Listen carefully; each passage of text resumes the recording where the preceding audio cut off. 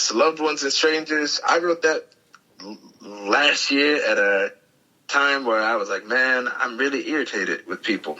And I was really irritated. I had just started a new job and everything. And I was like, man, so I guess a lot of that song came out of like more of an aggressive tone. I like one of the lyrics that says, sometimes loved ones cause more damage than strangers. For real, because being hurt by a stranger is completely different than being hurt by somebody that you love. Like, ain't that the truth? You know, it's like that. It's a different type of feeling because, like, you don't know what strangers are capable of, but you think you know what your loved ones are until you know what I mean. So like, they show you who they really are, or their real intentions, and it's crazy because you know we still have to love them all anyway, right? Like, you gotta love your neighbor as yourself. Exactly, and it's like I said earlier, you don't want to put one bad thing and use that as like the thing that you say associate the character with, but it's like dang, how you gonna do that though? Like, I don't know. And it talks about, one of the things is it talks about, like, if you don't appreciate me when I'm alive, then don't pretend to appreciate me when I die. Like, okay, that's my thing. If you're a loved one, to be a loved one. Otherwise, you're a stranger. Awesome. Okay, so Loved Ones and Strangers, Cameraman, and the last song. Well, man, hold on. Life Support. What'd you say? Life Support. Life Support, featuring the Beezy the Animal, right? So you can find those on Spotify, on Tidal, on Apple Music. Definitely go check these songs out. You've heard a few clips of them here. I'm telling you, they're fire. Listen to them, add them to your playlist, listen to the lyrics, and please write in and tell me about the way that you're interpreting and hearing these lyrics, and what it means to you, because the thing about artistry and creative is that what you create, it can impact everyone's world differently. So we want to know how Wisco's world is impacting your world. So please leave us some feedback about what you think about the song. Support new artists, support Black artists, support Black new artists, support Black business. So please go check that out. I'm telling you, I really like your style, J Wisco, because you have these very modern beats. The beats are very modern, but your flow is such like a 90s rap flow. And it's so nostalgic, and I love it. And I'm like, how is he able to bring those two together? New age with back in the day when I was young. I'm not, but you know, so I just love it. But I kind of want to transition our conversation to talk a little bit about how creativity and being a creative, how do you think that can impact or positively impact our youth today by finding some way to express your creative imagination? The one way I would say, sorry, stupid airplanes around, but the one way I would say is, you know, you can be yourself. You can be yourself in your own little world. Like, you don't have to worry about rules or regulations. Like, if you're getting bullied, you know, I don't want to say do nothing. But one way to escape that is, you know, being in your own world. Like, using your anger, using your emotion, using your frustration, and finding a hobby to take it out on something creative. Wise, whether it's painting, playing the piano, rapping, acting, all that stuff, singing, whatever, dancing, all that stuff. How would you feel like being a creative helped you to prepare for the world as a professional? It's crazy. Honestly, it kind of works the opposite as a creator. As a professional, in the world standpoint, you kind of have to be a big boy, be a big girl, you know. But as a creator, you kind of have to unravel some of that. You want to be a child. You want to be childlike. So I would say it kind of works.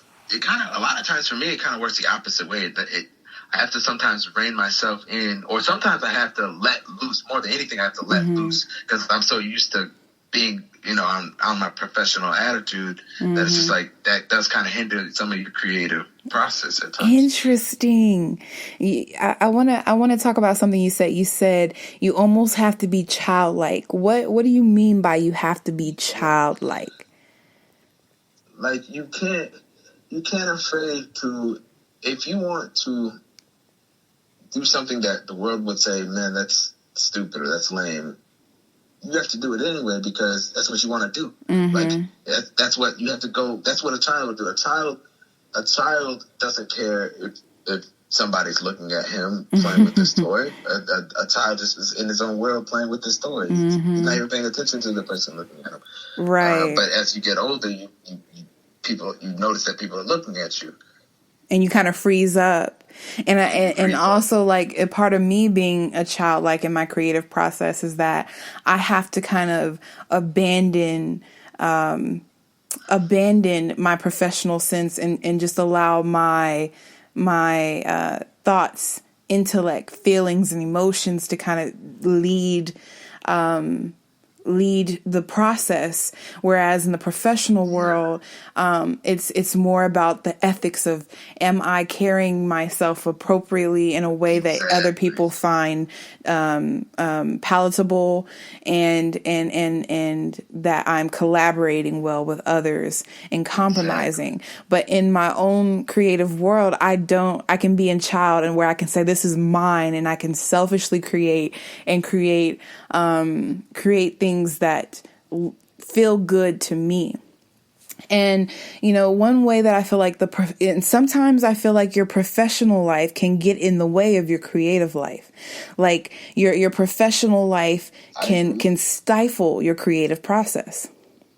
I wholeheartedly agree. With that. For example, like when I went to college at the University of Houston, prior to that, writing all the time, like my poetry, my scripts and things of that sort, just constantly writing, right? But being in the school atmosphere, I was so focused on fitting into the mold of, did you indent? Did you make this grammatically correct? Did you use the right punctuation? Yeah.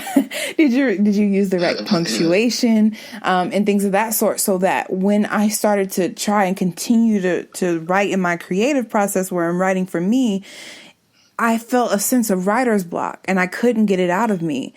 And so I think that's something that it can frustrate creatives, and we can think that, oh, well, I may not be as creative as I thought I was, or as good as I thought I was, because now I'm at this point where I cannot produce what I'm trying to produce. But I think it's important for everyone to know that, your creative process ebbs and flows, and sometimes you have to wait and ride it out. Exactly. And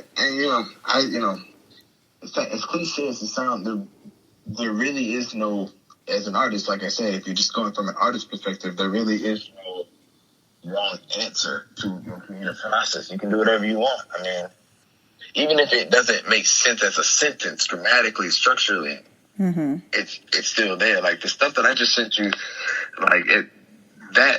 there's nothing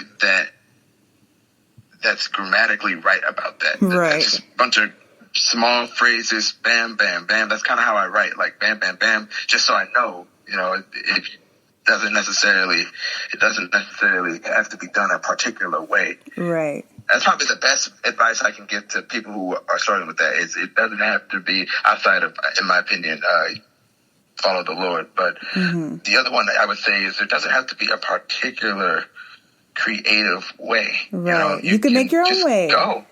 Yeah, make a way nobody's ever heard of. Like, why make what's hot when you can make what's hot? For you, exactly. I love that. And, so what I'm studying at Baylor is I'm looking at education in informal ways. So ways that we learn outside of the classroom. And so the ways in which I'm studying essentially the Harlem Renaissance. And if we were to have a new wave of a Renaissance today, where kids are engaging, and that's what I'm wanting to study and understand what that looks like and what positive benefits could it yield. And so that what I'm wanting to research is how can cultural arts, how exposing students and young Black and brown youth to opera, to theater, to ballet, to dance, to museums, to dance. How can exposure to all these different ways of communicating self, how can that help students to find different avenues of communicating their life, their struggles, their desires, their wants, and their needs, giving kids a new outlet of learning, and so hopefully resulting in students using whatever outlet that they most closely identify with, that kind of flows most freely, as we talked about earlier, to allow them to grow and find their identities and find a passion outside of what the common passions are for Black and brown people, which are sports and music, right? Right. Exactly. And so, people can think, oh, well, this is what's available to me, so I'm going to go after that. But there's so many other options that are available, but we don't look at them because they're typically white dominated spaces and we don't feel comfortable there. So my work is wanting to decolonize or make those spaces available and open for us to learn and express ourselves as well. And so,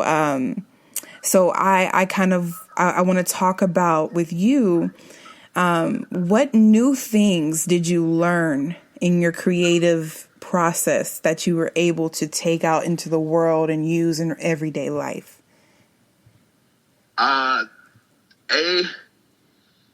Be precise with your words.